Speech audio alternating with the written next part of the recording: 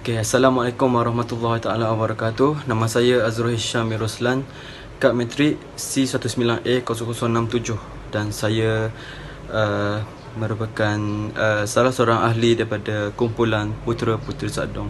Dan untuk kajian kami kali ini, kami akan membuat video dokumentari tentang topik yang kami ambil, iaitu keris, dan kami akan tunjukkan kepada anda sejarah asal-usul keris, apakah ciri reka bentuk tradisional yang digunakan dalam penghasilan keris, dan apakah fungsi dan apakah kegunaan keris itu, dan kemudian di mana lokasi kajian dan di mana lokasi kawasan keris itu ditempa. Okey, jom kita saksikan. Hai, Assalamualaikum warahmatullahi wabarakatuh. Nama saya Nurul Atika binti Zulkifli, bernombor metrik C19A0644, berasal daripada Kelantan dan kami dari kumpulan Putera-Puteri Sadong. Bye. Assalamualaikum warahmatullahi wabarakatuh. Nama saya Nur Azilah binti Abdullah, C19A0404, daripada kumpulan Putera-Puteri Sadong.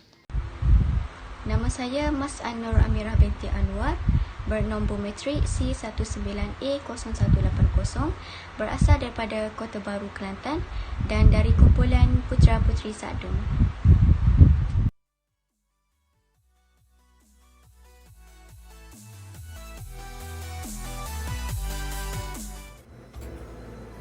Keris ialah senjata pendek Austronesia yang berasal dari Pulau Jawa yang digunakan sejak melebihi 600 tahun dahulu. Senjata ini memang unik di dunia Nusantara dan boleh didapati di kawasan yang berpenduduk Melayu seperti di Indonesia, Malaysia, Singapura, selatan Thailand, selatan Filipina dan Brunei.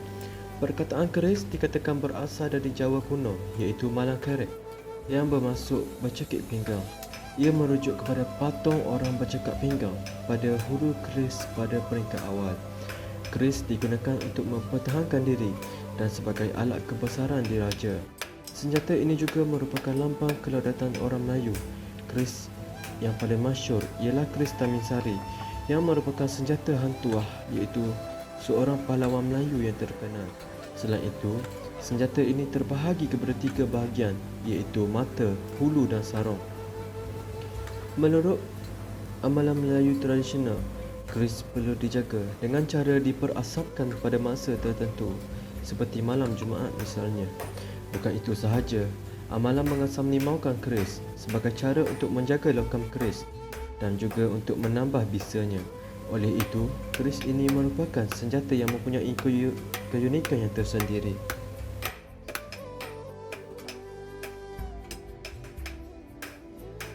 Keris adalah merupakan warisan bangsa, pusaka peninggalan nenek moyang kita suatu ketika dahulu. Hasil ciptaan reka bentuk kaya dengan unsur-unsur budaya, dan ini jelas tercermin melalui bentuk, gaya, sifat, garis, gerak dan warnanya. Kebanyakan keris ini pada awalnya dihasilkan adalah untuk kegunaan harian atau sesuatu kerohanian. Proses pembuatan keris pada zaman kini lebih kemas dan lebih canggih berbanding zaman dahulu kala. Kalau dilihat dari segi luaran, tidak ada bezanya yang ketara antara keris zaman sekarang dengan keris zaman dahulu. Tetapi pembuatan keris tradisional lebih menampakkan lagi kekemasan dan keunikan ukiran pembuat keris pada zaman dahulu kala. Proses pembuatan keris ini memakan masa yang agak panjang dan lama, bermula dari pemilihan besi hinggalah kepada pembentukan keris, sepertinya memerlukan kemahiran yang tinggi. Secara umumnya, proses membuat senjata seperti keris merupakan proses menempa hingga terbentuknya mata keris.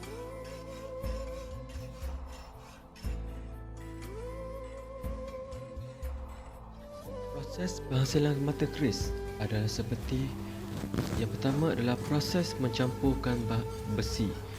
Bahan campuran yang terdiri daripada pelbagai jenis besi wajah, besi tawar dan besi meleleh diikat kemas sebelum dibakar untuk dimanfaatkan menjadi satu kepingan logam alloy. Kepingan-kepingan besi diletakkan di antara besi-besi yang terbentuk bengkok di mana ia akan membentuk corak-corak pada matanya. Kepingan besi tersebut dipanaskan sehingga panas merah menyala, lalu di atasnya diketukkan dengan kepingan logam yang bengkok-bengkok tadi. dan dipanaskan lagi sehingga merah menyala. Kepingan logam yang bengkok-bengkok tadi diketukkan pada kedua-kedua bahagian kepingan besi yang sekeping itu.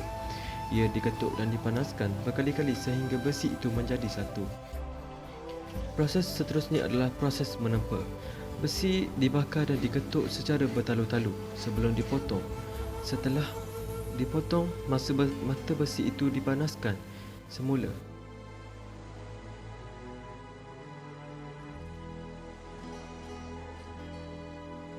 Yang kedua adalah proses menempa. Besi dibakar dan diketuk secara bertalu-talu sebelum dipotong. Setelah dipotong, mata besi itu dipanaskan semula dan diketuk berulang kali. Proses ini berterusan sehingga bentuk mata keris tersebut mula terbentuk. Semasa proses pemanasan dan ketukan yang dilakukan, terdapat percantuman yang tidak begitu sempurna antara kepingan-kepingan tersebut.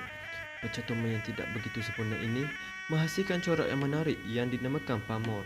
Pemanasan ini juga menyebabkan sebahagian daripada besi tersebut mencair, terutama bahagian luarnya. Dengan ketukan besi yang dibuat, bahagian besi yang cair tersebut akan menutup corak-corak pamor yang terhasil daripada campuran besi tersebut. Maka dengan kaedah tradisional ini, para pembuat keris mempunyai ramuan masing-masing dalam cara menimbulkan kembali corak-corak pamor tersebut.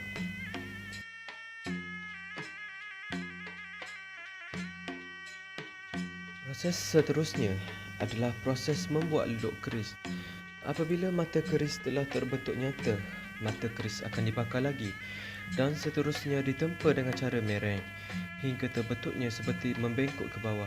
Mata keris yang telah bengkok tadi seterusnya dipalingkan ke arah bertentangan dan ditempa lagi hingga ia membengkok ke bawah seperti tadi. Kaedahnya sama, cuma bezanya kedudukan dianjakkan sedikit ke atas bilah.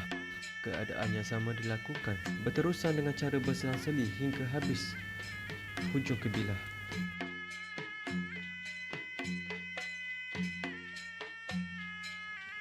Seterusnya adalah proses membentuk belalai. Membentuk belalai gajah yang menyerupai belalai seekor gajah dengan kedudukan belalainya di bahagian atas. Belalai gajah ini diketuk selepas dibakar, kemudian dibiarkan sejuk dan seterusnya dikikir. Seterusnya adalah proses mengikir. Proses ini dibuat dengan tujuan untuk melicinkan dan menajamkan mata keris. Seterusnya adalah proses menyepuh. Keris yang telah siap ditempa akan dibakar sehingga menjadi merah dan dimasukkan sama ada secara melintang atau menegak ke tempat yang menyepuh yang mengandungi air. Proses ini akan dilakukan secara berulang kali. Tujuannya adalah untuk menghasilkan corak pamor dan yang terakhir adalah proses menimbulkan pamor. Keris yang telah siap dikikir direndam dalam larutan cuka getah dan air. Kemudian mata keris dicuci dengan air dan diberus menggunakan sabut kelapa.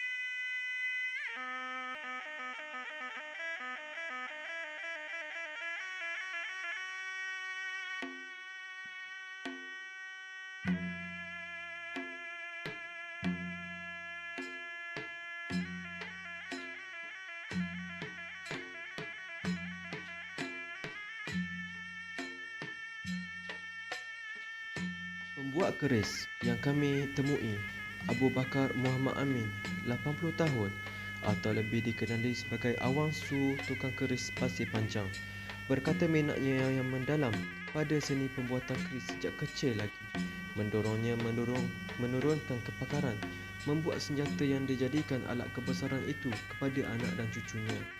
Awang Su mengusaha dan mengekalkan warisan pembuatan keris tradisional di rumahnya di Pasir Panjang, Kuala Terengganu.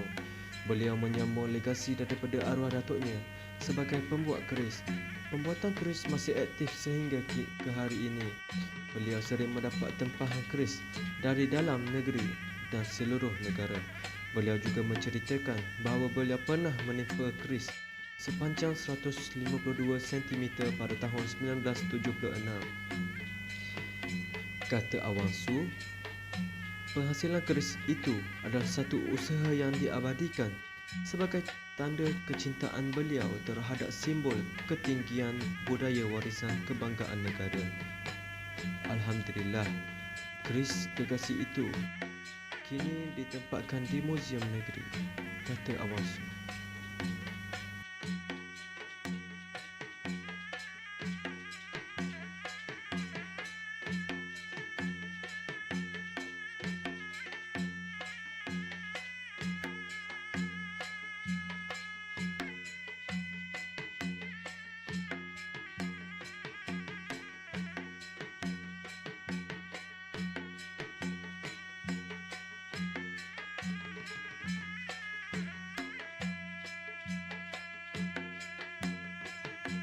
Fungsi keris di alam Melayu bukan sekadar alat mempertahankan diri atau digunakan dalam pertarungan.